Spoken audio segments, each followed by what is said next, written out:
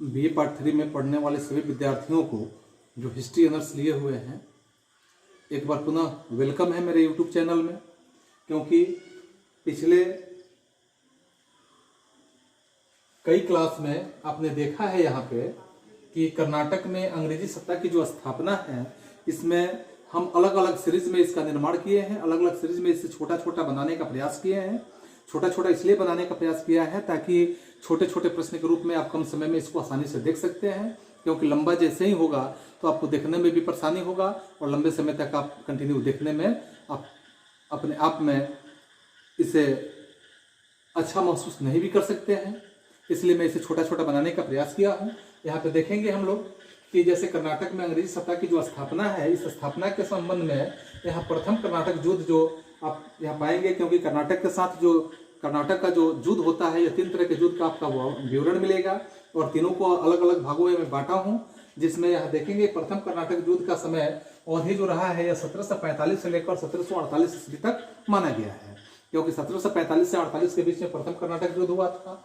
और इसके बाद हम देखेंगे प्रथम कर्नाटक युद्ध जो हुआ था, इसके कारण क्या थे, क्यों इस युद्ध को लड़ा गया था। इसके बाद देखेंगे इसके परिणाम क्या है, यानी यह प्रथम कर्नाटक युद्ध हुआ, इसका भारतवर्ष पे क्या परिणाम दीर्घगामी यहाँ देखने के लिए मिला, या और भी भारतीय जो विधि व्यवस्था है इस पर किस तरह के परिणाम सामने आए, इन तमाम बातों का जिक्र इसमें मिलेगा। इसमें हम देखेंगे, जैसे सबसे पहले अगर हम शुरू करते हैं तो इसमें हम देखेंगे प्रथम कर्नाटक युद्ध में कि भारत में जो अंग्रेज और फ्रांसीसी कंपनी जो है, अंग्रेज और फ्रांसीसी कंपनी के इतिहास को अगर हम बांटने का प्रयास करें तो इसे हम भारत में जो अंग्रेज फ्रांसीसी कंपनी के इतिहास को बांटने का अगर हम प्रयास करते हैं तो इसे 4 खंडों में हम बांट सकते हैं। 4 खंडों में जो सबसे पहला खंड आप देखेंगे 1745 से लेकर 1748 के बीच में आप देखेंगे। इसके बाद 1749 ईस्वी से लेकर 1754 ईस्वी के बीच में आप देखेंगे। तीसरे खंड में आप देखेंगे 1763 से लेकर 1778 ईस्वी के बीच में। इसके बाद देखेंगे 1778 से लेकर 1815 ईस्वी के बीच में। ये यानी 4 खंडों में इसको बांटने का काम किया जा सकता है। यानी 4 खंडों में खासकर इसमें से 3 खंड की बात जब हम करेंगे, 3 खंडों का अगर जिक्र करते हैं तो 3 खंडों में आपको क्या ज्ञात होता है कि यहाँ पहले 3 जो संबंध होते हैं, 3 खंड होते हैं, मुख्य रूप से यह संबंध दक्षिण भारत से ही संबंधित होता है। क्योंकि यह 3 खंड जो ऊपर हमने जिक्र किया, यह 3 खंडों का संबंध क्या है कि दक्षिण भारत से यह संबंधित है। फिर आप देखेंगे इन तीनों कालों का जो कालखंड किया गया, इस कालखंड में दक्षिण भारत से फ्रांसीसी जो शक्तियां थी यह बिल्कुल नष्ट हो गई। और जो फ्रांस की शक्तियां थी वो नष्ट हो जाने के बाद यहाँ अंतिम चरण में भारतीय जो नरेश थे, भारतीय नरेशों को या भारतीय नरेशों की सहायता के लिए यहाँ भारतीय नरेश की सहायता से फ्रांसीसी जो कंपनियां थी, फ्रांसीसियों ने अंग्रेजों की शक्ति को नष्ट करने का एक तरह से कहा जाए तो प्रयास करने का उन लोगों ने सोचा था, लेकिन यह प्रयास असफल रहा, जिसे हम असफल प्रयास के रूप में मान सकते हैं। यह फ्रांसीसियों का एक तरह से असफल प्रयास रहा, जिसमें भारतीय नरेशों ने फ्रांसीसी कंपनियों का सहयोग किया था। 1740 ईस्वी में आप पाएंगे कि 1740 ईस्वी में आपको यह ज्ञात होगा कि ऑस्ट्रिया के जो उत्तराधिकार की बात आता है कि ऑस्ट्रिया में जो उत्तराधिकार का युद्ध होता है और यूरोप, यानी यहाँ ऑस्ट्रिया में उत्तराधिकार का युद्ध यूरोप में जैसे ही होता है, तो यूरोप में जब ऑस्ट्रिया के उत्तराधिकार का युद्ध शुरू हुआ तो शुरू में इंग्लैंड की स्थिति इस प्रकार का था कि इंग्लैंड का प्रधानमंत्री जो वालपोल हुआ करते थे वे युद्ध में सम्मिलित नहीं हुए। और जब वालपोल युद्ध में सम्मिलित नहीं हुए तो वालपोल के युद्ध में सम्मिलित नहीं होने के बाद आप यहाँ पाएंगे कि शांतिप्रिय रूप से यहाँ शांतिप्रिय नीति का एक तरह से पृष्ठभूमि भी वहाँ तैयार करने का प्रयास कर रहे थे। क्योंकि 1742 ईस्वी में वालपोल के माध्यम से, यानी उनके त्याग पत्र दे देने के बाद इंग्लैंड की जो स्थिति होता है, यानी इंग्लैंड ऑस्ट्रिया के उत्तराधिकार का जो युद्ध होता है, इस युद्ध में सम्मिलित हो जाता है। और खासकर आप यहाँ और भी जैसे यूरोप की स्थिति को देखेंगे कि यूरोप में इंग्लैंड के साथ साथ आप देखेंगे फ्रांस एक दूसरे से, यूरोप में इंग्लैंड फ्रांस एक दूसरे से क्या होते हैं कि वे विपक्षी की भूमिका में, यानी एक दूसरे के विपक्षी के रूप में निकल जाते हैं। और विपक्षी के रूप में इस तरह से आप यहाँ यूरोपीय युद्ध की जो स्वाभाविक स्थिति होता है, यूरोपीय युद्ध का जो स्वाभाविक दशा होता है, इस दशा में प्रतिक्रिया जो है भारतवर्ष में देखने के लिए मिलता है। इस संदर्भ में महत्वपूर्ण इतिहासकार वाल्टियर महोदय का भी कहना है कि अगर हमारे देश में पड़ोसी तोप के यानी पड़ोसी के तोप से जो निकली हुई आग थी, इस आग ने पूरे संपूर्ण अमेरिका में और एशिया की तोपों में आग लगा देने का काम किया था। मुख्य रूप से यूरोपीय जो कंपनियां थी या यूरोपीय युद्ध थे, यूरोपीय युद्ध के साथ भारत में भी अंग्रेजी और फ्रांसीसियों के बीच में एक तरह से युद्ध आरंभ यहाँ माना जा सकता है। फ्रांसीसी कंपनी के रूप में आप यहाँ गवर्नर के रूप में डुप्ले का नाम सुनेंगे कि डुप्ले महोदय जो है, उन्होंने मद्रास में जो अंग्रेज के यानी मद्रास में अंग्रेज गवर्नर को एक पत्र लिखकर युद्ध रोकने के लिए उन्होंने राय दिया था। तो उन्हें युद्ध रोकने के लिए राय के संदर्भ में यहाँ उत्तर में अंग्रेज गवर्नर के द्वारा शांतिपूर्ण व्यवस्था कायम करने के लिए यानी शांति कायम रखने का बिल्कुल आश्वासन दिया गया था। और यह आश्वासन इस प्रकार से देखने के लिए मिला कि दोनों कंपनियों के अधिकारी जो थे वे अपनी अपनी सरकार से युद्ध न करने के लिए अपना सलाह दिए थे या अपना पक्ष में दोनों कंपनी के जो प्रमुख थे उन लोगों ने निवेदन करने का काम किया था। लेकिन फ्रांसीसी जो यहाँ फ्रांस के या फ्रांसीसी सरकार ने डुप्ले की बात स्वीकार कर लिया था। और वहीं पे आप देखेंगे कि इंग्लैंड की सरकार ने इस पर किसी भी प्रकार का कोई ध्यान नहीं दिया। और इंग्लैंड की सरकार जब इस पर ध्यान नहीं दी और उल्टे में क्या की कि कमांडर के रूप में यानी वार्नेट के नेतृत्व में एक कमांडर को वार्नेट के नेतृत्व में कमांडर बनाया गया। तो वार्नेट के नेतृत्व में क्या किया गया कि वार्नेट के नेतृत्व में एक जहाजी बेड़ा फ्रांसीसियों के विरुद्ध आक्रमण के लिए यहाँ भेज दिया गया। और जब फ्रांसीसियों से आक्रमण के लिए जब भेजा गया तो यहाँ पे 1745 ईस्वी में पुनः क्या होता है कि दोनों कंपनियों के बीच में युद्ध की घोषणा शुरू हो जाती है। 1745 में जब दोनों कंपनियों के बीच में युद्ध की घोषणा शुरू हो जाती है, यानी यही अवधि होता है जिसमें युद्ध की घोषणा शुरू हो जाती है। और जब दोनों के बीच में युद्ध की घोषणा कर दी गई, अंग्रेजी नौसेना का जो यहाँ पांडिचेरी पर आक्रमण के लिए बिल्कुल तैयार थी। और अंग्रेजी नौसेना जो थी पांडिचेरी पर आक्रमण के लिए एकदम पूरे दिमाग अपना दिलो दिमाग से जब तैयार थी। लेकिन डुप्ले जो थे कर्नाटक के नवाब, उस समय कर्नाटक के नवाब के रूप में अनवरुद्दीन हुआ करते थे। जो कर्नाटक के नवाब थे अनवरुद्दीन, तो अनवरुद्दीन के साथ यहाँ डुप्ले जो थे अनवरुद्दीन के बीच उनके बीच बचाव से यहाँ पांडुचेरी की रक्षा करने में सफल भी रहे। और खासकर यहाँ अंग्रेजों की बात की जाए कि अंग्रेज कमांडर जो वार्नेट थे उन्होंने फ्रांसीसी जहाज़ों को डुबा देने में अथक प्रयास किया। और जिसमें उस फ्रांसीसी जहाज़ों में डुप्ले का भी जहाज़ था और डुप्ले के जहाज़ को भी वहाँ डुबा दिया गया। अंग्रेज कमांडर के इस व्यवहार से निश्चित है कि डुप्ले क्रुद्ध होगा, डुप्ले की नाराजगी बढ़ेगी। तो डुप्ले जो है वहाँ नाराज होकर फ्रांसीसी गवर्नर और फ्रांसीसी जो नौसेना है, इस नौसेना के जो सेनापति वहाँ उस समय ला वार्दिनो के नाम से जाने जाते हैं, ला वार्दिनो। तो ला वार्दिनो के नेतृत्व में जो वह उनके नौसेना के सेनापति थे अंग्रेजों के, अंग्रेज कमांडर यानी वार्नेट पांडिचेरी तक यहाँ पहुंच चुके थे। और इस तरह से इस संयोग की बात कही जा सकती है कि एक तरह का यह संयोग बनता है कि वार्नेट की मृत्यु हो जाती है। जब वार्नेट की मृत्यु हो जाती है तो उसके जगह पर यहाँ एक नए कमांडर के रूप में, इस कमांडर का नाम यहाँ वार्नेट के जगह पे पेटन को कमांडर बनाया जाता है।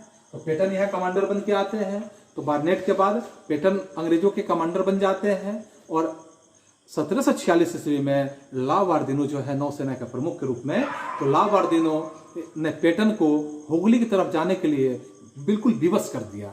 जब वो हुगली की तरफ पहुंचे तो वहाँ 1746 में मद्रास पर आक्रमण कर उसे अपने अधीन उन्होंने कर लिया।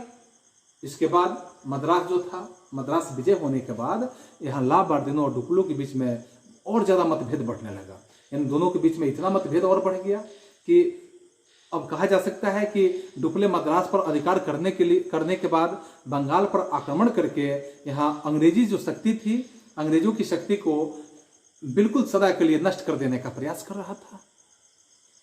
लेकिन ला वार्दिनो की स्थिति देखिए कि अंग्रेजों से एक तरह सौदेबाजी करके उन्हें मद्रास लौटा देने के पक्ष में था। वह चाह रहा था कि अंग्रेजों से सौदेबाजी कर लिया जाए और मद्रास को क्या किया जाए, वापस कर दिया जाए। वह अंग्रेज अधिकारियों से बातचीत करने के साथ साथ वह 3 लाख रुपया फ्रांसीसी कंपनी के लिए तथा 1 लाख रुपया अपने लिए लेकर अंग्रेजों से समझौता कर लेना ही चाहता था।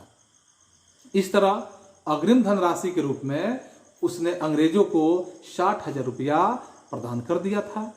जब अग्रिम धनराशि के रूप में 60,000 रुपया प्रदान कर दिया, अतः डुप्ले जो थे यहाँ उनकी इच्छा के विरुद्ध में लावार्दीनो तथा मद्रास अंग्रेजों से, मद्रास जो था वह मद्रास को अंग्रेजों को सौंप कर मॉरिशस की तरफ अपने आप को रवाना हो गया। और जब मॉरिशस की तरफ चला गया तो उसके बाद देखते हैं कि यहाँ जब मॉरिशस की तरफ चले जाते हैं तो यहाँ आप देखेंगे कि डुप्ले का यहाँ व्यक्तित्व जो होता है, यानी डुप्ले की इच्छा के विरुद्ध लावार्दीनो मात्र यहाँ मद्रास अंग्रेज को सौंप कर जब वो मॉरिशस की तरफ जाते हैं तो यहाँ लावार्दीनो मद्रास अंग्रेजों को दे देने का काम करते हैं। और अंग्रेजों ने कर्नाटक के नवाब अनवरुद्दीन से सहायता की याचना करने लगते हैं, क्योंकि कर्नाटक के नवाब अनवरुद्दीन जिसका नाम अभी बताया गया कि उनसे सहायता की याचना करने लगते हैं। नवाब अनवरुद्दीन क्या करते हैं, उन्होंने फ्रांसीसियों को मद्रास छोड़ने का आदेश दे देते हैं।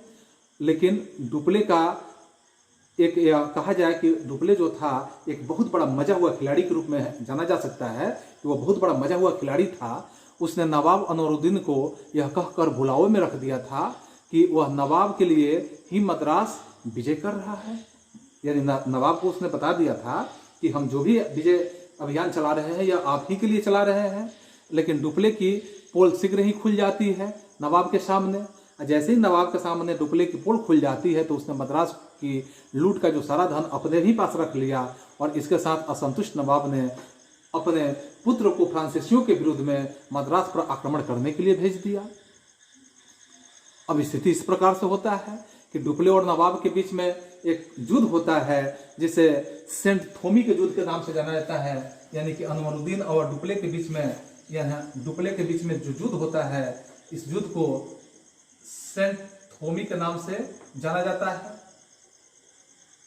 इस युद्ध का नाम सेंट थोमी रखा जाता है। तो एक सेंट थोमी का युद्ध होता है। इस युद्ध में यह स्थिति आती है कि नवाब की सेना बहुत भारी संख्या में भले ही है लेकिन वो पराजित हो जाती है और डुप्ले यहाँ पे विजय हासिल कर लेता है। अर्थात डुप्ले को यहाँ पे सफलता मिलती है और मुट्ठी भर जो फ्रांसीसी सेना ने डुप्ले के नेतृत्व में जो युद्ध किया है और मुट्ठी भर फ्रांसीसी सेना को सफलता मिलती है। और नवाब का यहाँ पे नवाब की सेना को जैसे ही पराजय का सामना होता है तो नवाब की सेना को पराजित होने के साथ साथ आप यहाँ जानेंगे कि डुप्ले का हौसला और बढ़ जाता है, क्योंकि मुट्ठी भर सेना और नवाब की भारी सेना के बीच में डुप्ले जब जीत जाते हैं तो यहाँ उनका हौसला और बढ़ जाता है। वह भारत में जो फ्रांसीसी साम्राज्य होता है उसको कायम करने के मन ही मन सपना देखना शुरू कर देते हैं। इस उद्देश्य से उसने मद्रास स्थित जो सेंट यहाँ डेविड ने अंग्रेजों के संदर्भ में या अंग्रेजी किला पर आक्रमण कर दिया और साथ में सेंट डेविड का किला मद्रास से केवल वह 12 मील ही की दूरी पर अवस्थित था। तो सेंट डेविड का किला जो 12 मील की दूरी पर अवस्थित था, परंतु 18 महीने तक अथक प्रयास करने के बाद, बहुत प्रयास करने के बाद डुप्ले के द्वारा यह जो इतना प्रयत्न करते हैं और प्रयत्न करने के बावजूद भी सेंट डेविड पर डुप्ले अधिकार नहीं कर पाते हैं। और इसी बीच 6 अगस्त 1748 ईस्वी की घटना को देखेंगे कि 6 अगस्त 1748 ईस्वी को क्या होता है कि अंग्रेज का एक जहाजी बेड़ा जब पहुंच जाता है तो अंग्रेजों के साथ अंग्रेजों ने पांडिचेरी पर एक तरह से घेरा डाल देने का काम करते हैं। लेकिन शीघ्र ही अंग्रेजों को पांडिचेरी से अपना घेरा, सेना का जो घेरा होता है उसे वापस ले लेना पड़ता है और पांडिचेरी में अंग्रेजों की जो सफलता है उससे डुप्ले की प्रतिष्ठा क्या हो जाती है और ज़्यादा बढ़ जाती है। यानी जैसे ही अंग्रेजों की सफलता मिलती है इससे डुप्ले की प्रतिष्ठा बहुत ज़्यादा बढ़ जाती है। इसके बाद आप देखेंगे इसमें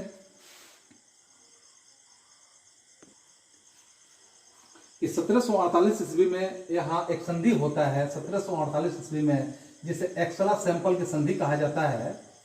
एक्सला सैंपल की संधि के द्वारा यह युद्ध समाप्त की घोषणा की जाती है। और यहाँ ऑस्ट्रिया का जो उत्तराधिकार का प्रश्न आता है या ऑस्ट्रिया के उत्तराधिकार के प्रश्न में यहाँ यह युद्ध समाप्त हो जाता है। इसके बाद भारत में भी अंग्रेजों के और फ्रांसीसियों के बीच में युद्ध बंद हो जाता है इस संधि के माध्यम से, यानी एक्सला सैंपल के माध्यम से। और इसके साथ साथ आप पाएंगे इसमें कि संधि के अनुसार मद्रास जो होता है वह अंग्रेजों को लौटा देना पड़ा और बदले में फ्रांस को क्या किया जाता है कि अमेरिका का एक जगह होता है जिस जगह का नाम होता है यहाँ लूबर नामक जगह को यहाँ बदले में दे दिया गया और लूबर जगह लेकर इसके बदले में उन लोगों ने संतोष व्यक्त किया। अब यहाँ देखेंगे इसके, ये तो देखिए हम कारण का, और इसके बाद देखते हैं कि जब प्रथम कर्नाटक युद्ध हुआ तो इस युद्ध के परिणाम क्या सामने आए। इस परिणाम के संबंध में हम यहाँ बातें करेंगे कि जब एक्सला सैंपल की संधि होता है तो इस संधि में डुप्ले की आशा पर पानी फिर जाता है। एंड डुप्ले जिस तरह की मनोभावना मन के अंदर बनाया हुआ है, उसके मन के अंदर के विकारों पर पानी फिर जाता है और भारत में फ्रांसीसी साम्राज्य के स्थापना का एक तरह से क्या होता है कि स्वप्न पूरा नहीं हो सकता है। यानी जैसे ही डुप्ले के मन में पानी फिरता है तो फ्रांसीसी साम्राज्य का स्थापना का सपना ही समाप्त हो जाता है और इस बीच अंग्रेजों की शक्ति नष्ट नहीं हो पाती है। और जब अंग्रेजों की शक्ति नष्ट नहीं हुई, विजय अथवा पराजय की अगर बात की जाए तो यहाँ निर्णय बिल्कुल नहीं हो पाता है कि किसकी विजय हुई और किसकी पराजय हुई, क्योंकि यहाँ विजय और पराजय की बात नहीं होती। एक्सला सैंपल की संधि के माध्यम से इस युद्ध को स्थगित कर लिया जाता है। लेकिन बाह्य दृष्टि से अगर इस पर विचार किया जाए कि चाहे किसी की विजय हुई चाहे किसी की पराजय हुई, यह स्पष्ट नहीं हो पाता है। फिर भी यहाँ कहेंगे कि बाह्य दृष्टि से यहाँ कर्नाटक के जो प्रथम युद्ध होता है इसके परिणाम भारत में खासकर देखने के लिए यह मिलता है कि भारतीय राजनीतिक दृष्टि से विशेष एक महत्वपूर्ण देखा जाता है कि यह विशेष महत्वपूर्ण नहीं के रूप में रहता है, क्योंकि मुख्य रूप से अगर कहा जाए, मुख्य रूप से समझा जाए तो यहाँ देखेंगे कि इस युद्ध में अंग्रेज और फ्रांसीसी कंपनियों के बीच में यह युद्ध होता है। या भारत इसमें कहीं संलग्न नहीं था तो अंग्रेज और फ्रांसीसी कंपनियों के बीच में युद्ध माना जा सकता है। और इसके साथ हम कहेंगे कि युद्ध यूरोपीय राजनीतिक घटनाक्रम का या राजनीतिक जो घटना चक्र था इसी का एक परिणाम हम समझ सकते हैं कि यूरोपीय राजनीतिक घटनाक्रम क्या है, उसका एक परिणाम यह माना जा सकता है। इसके बाद हम देखेंगे इसमें कि जो यहाँ अंग्रेज और फ्रांसीसी कंपनियां जो होती है अपने स्थिति में वह बिल्कुल पूर्ववत कायम रहती है, उसमें किसी तरह का कोई क्षेत्रीय परिवर्तन नहीं होता है, किसी तरह का उनका अपना राजनीतिक परिवर्तन नहीं होता है। तो इस तरह से उन दोनों का स्थिति ज्यों का त्यों रह जाता है, लेकिन दोनों के अधिकार और सीमाओं में जब परिवर्तन नहीं होता है तो इसके साथ साथ हम यह भी देखेंगे कि यहाँ कर्नाटक का जो युद्ध होता है इस युद्ध में आंतरिक दृष्टि से भारतीय इतिहास के लिए एक युगांतकारी घटना के रूप में माना जा सकता है। युगांतकारी घटना क्यों माना जा सकता है? क्योंकि यहाँ इस युद्ध ने भारतीय जो राजनीति था इसके अंदर के खोखलापन का ही पोल खोल देता है कि भारत की राजनीति की आंतरिक खोखलापन क्या है। इसके खोखलापन का जब पोल खुल जाता है यानी यह बिल्कुल स्पष्ट हो जाता है कि भारत की जो राजनीतिक व्यवस्था है वो बिल्कुल ही अंदर से खोखला है। और अंग्रेज और फ्रांसीसी जो भारतीय नरेश हुआ करते हैं तो भारतीय नरेश की युद्ध पद्धति और कहा जाए कि यहाँ की बहुत भारी संख्या में भले सेना हो लेकिन कुछ मुट्ठी भर प्रशिक्षित सेना ही उन पे हावी हो जाते हैं, उन पे एक तरह से लड़ाई में उन्हें मात दे देते हैं और उन्हें उनकी दुर्बलता का पता लगा लेते हैं। इस तरह से अब तक अंग्रेज और फ्रांसीसी केवल समुद्री शक्ति के विकास पर ही ध्यान दे रहे थे, लेकिन जब समुद्री शक्ति के साथ साथ उन लोगों ने देखा कि भारतीय नरेश की कमजोरी को देखते हुए उन लोगों ने यहाँ खासकर भारत की राजनीति के प्रभुत्व कायम करने में भी अपना महत्वपूर्ण रोल अदा करने लगे। अब कर्नाटक के नवाब की बात को समझेंगे। कर्नाटक के नवाब जो है जिनका नाम अनवरुद्दीन का नाम हमने चर्चा में लाया था कि अनवरुद्दीन जो हुआ करते हैं उस युद्ध को रोकने का वे भरसक प्रयास भी करते हैं, लेकिन यहाँ होता यह है कि नवाब की विशाल सेना फ्रांसीसियों से यहाँ युद्ध में पराजित हो जाती है। और जैसे ही नवाब की विशाल सेना युद्ध में पराजित हो जाती है तो फ्रांसीसियों के विजय से भी यह बात स्पष्ट हो जाता है कि यहाँ यूरोपीय सेना बड़ी से बड़ी भारतीय सेना को आसानी से मात दे सकती है और चाहे उसकी संख्या कम ही क्यों न हो लेकिन यहाँ भारी संख्या को ही मात दे सकती है। इस विजय से फ्रांसीसी की केवल प्रतिष्ठा की बात नहीं होती है या प्रतिष्ठा ही नहीं बढ़ता है बल्कि कूटनीति में भी फ्रांसीसी जो होते हैं वे कर्नाटक के क्षेत्र में या कर्नाटक के नवाब को एक तरह से कहा जाता है कि उन्हें मात देने का काम करते हैं। और भारतीय नरेश के रूप में अपने जो संघर्ष होता है, उनकी सैनिक कमजोरी होता है या नौसेना के अभाव की स्थिति को देखा जा रहा है कि भारत में जो नौसेना के कमजोरी है, इन सब बातों पर या इन सारे तत्वों पर अगर देखा जाए तो इन सारे तत्वों ने मिलकर विदेशियों को भारत में साम्राज्य कायम करने की एक तरह से प्रेरणा देते हैं या अर्थात अवसर देने का काम करते हैं। इस तरह एक महत्वपूर्ण इतिहासकार जो प्रोफेसर हार्डवेल के बारे में कहा जाए कि हार्डवेल ने भी अपने विचार को व्यक्त करते हुए कहा है कि यद्यपि बाहर से अगर कहा जाए कि बाहर से देखने पर ऑस्ट्रिया के उत्तराधिकार के युद्ध का कोई परिणाम भले ही नहीं निकला था, लेकिन भारत की राजनीतिक जो समस्याएं थी या भारत की जो राजनीतिक स्थितियां थी ज्यों की त्यों बनी रही। फिर भी यह भारतीय इतिहास की एक तरह से युगांतकारी घटना मानने में कहीं शक नहीं है, क्योंकि इसने बिल्कुल स्पष्ट कर दिया कि बुद्धिमानी के साथ साथ प्रयोग किए जाने वाले जो सामुद्रिक शक्ति होते हैं वो शक्ति का कितना अधिक प्रभाव युद्ध में भी पड़ सकता है। इसके साथ यूरोपीय जो सामरिक पद्धति होता है तो सामरिक पद्धति के साथ यहाँ भारतीय जो सेना होते हैं, इस भारतीय सेना के बारे में हम देखेंगे कि भारतीय सेना का अनुसरण की जाने वाली युद्ध पद्धति से कहीं अधिक एक तरह से श्रेष्ठ माना जा सकता है।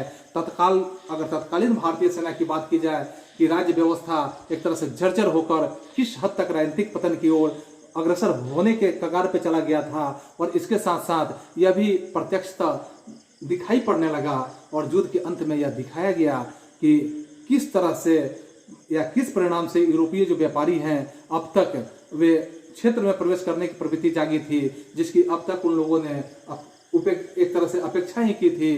संक्षेप में यह बात कहा जा सकता है कि डुप्ले जो थे, डुप्ले के यानी सहयोगों का या डुप्ले के यहाँ कार्यों का एक तरह से और क्लाइव के विजय के लिए रास्ता साफ भी कर दिया था। इसी संदर्भ में फिर एक महत्वपूर्ण इतिहासकार के विचार है जिनका नाम मैसेलन के नाम से जाना जाता है। मैसेलन ने भी इस बातों पे कहा था कि डुप्ले और लावर्डिन की बात अगर देखें तो इनके बीच में मतभेद ने इंग्लैंड को विनाश से बचाने का भी काम किया, क्योंकि अतिशयोक्ति इसमें बिल्कुल लगता है, यह बात सुनने में अतिशयोक्ति लगेगा, फिर भी अगर कहें कि सेंट डेविड पर अधिकार हो जाने से अंग्रेजों की शक्ति नष्ट नहीं होती है।